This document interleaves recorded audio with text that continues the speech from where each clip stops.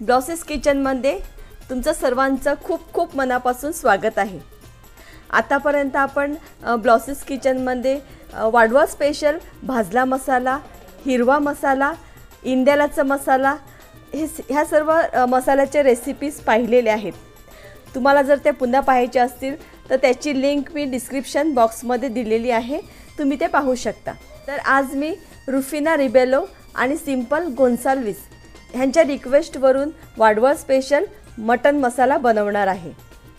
Mutton मसाल्याची recipe आवडली तर नक्कीच लाईक आणि शेअर करा आणि तुम्ही जर अजून सबस्क्राइब केलं नसेल तर सबस्क्राइब करा।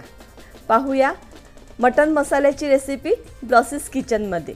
वसई वाढवळ स्पेशल मटन मसाला बनविण्यासाठी 150 ग्रॅम राई घेतली आहे, 150 ग्रॅम जिरे आणि 250 ग्रॅम कोथिंबीर दाणे म्हणजेच धणे। सर्व मसाले कडक उन्हामध्ये व्यवस्थित असे पसरून ठेवा। 130 ग्रॅम तीळ घेतले आहेत, 50 ग्रॅम बडीशेप, 100 ग्रॅम खसखस, 25 ग्रॅम शाही जिरे, 200 ग्रॅम हळद, 20 ग्रॅम गहू घेतले आहेत, 20 ग्रॅम लाल बारीक चणे, 25 ग्रॅम काळी मिरी, 10 ग्रॅम हिरव्या वेलच्या, 50 ग्रॅम तज घेतली आहे, 10 ग्रॅम हिंग, 10 ग्रॅम लवंग, 20 ग्रॅम मेथी दाणे। मसाल्यामध्ये जर देठासकट मिरच्या घातल्या तर मसाल्याचा रंग फिका पडतो, त्यामुळे देठ काढून टाका। ह्या मी 70 ग्रॅम मद्रास मिरच्या घेतल्या आहेत। ह्या मिरचीचा वापर आपण सांबार वगैरे बनविण्यासाठी सुद्धा करतो। त्यानंतर 250 ग्रॅम काश्मीरी मिरच्या। काश्मीरी मिरच्या आपण रंग आणि चवीसाठी वापरतो आणि 500 ग्रॅम बेडगी मिरच्या घेतल्या आहेत आणि हा 75 ग्रॅम इराणी खडा मसाला।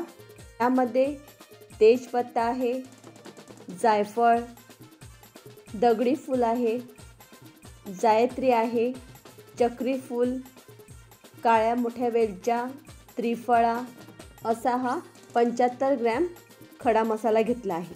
हे अर्धा किलो मटन मसाल्याचे प्रमाण आहे। 2 दिवस कडक उन्हामध्ये ह्या मसाल्याचे सर्व साहित्य खरपूस वाळून घ्यायचे आहे आणि जर का आपल्याला मसाला लवकर बनवून घ्यायचा असेल किंवा पावसाळ्याच्या दिवसामध्ये जेव्हा ऊन नसते अशावेळी ह्या मसाल्याचे साहित्य आपण चुलीवर किंवा गॅसवर थोडे परभूस करायचे आहेत किंवा मसाला थोडा भाजून घ्यायचा आहे। मी हे सर्व मसाल्याचे पदार्थ 2 दिवस उन्हामध्ये छान कुरकुरीत वाळवून घेतले आहेत। हे सर्व मसाल्याचे पदार्थ एकत्र मिक्स करून घ्या।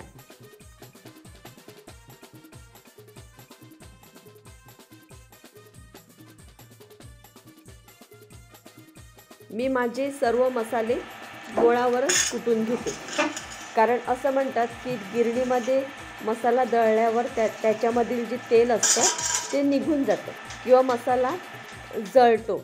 मसाला कुटल्यानंतर तो पूर्णपणे थंड होऊ द्या।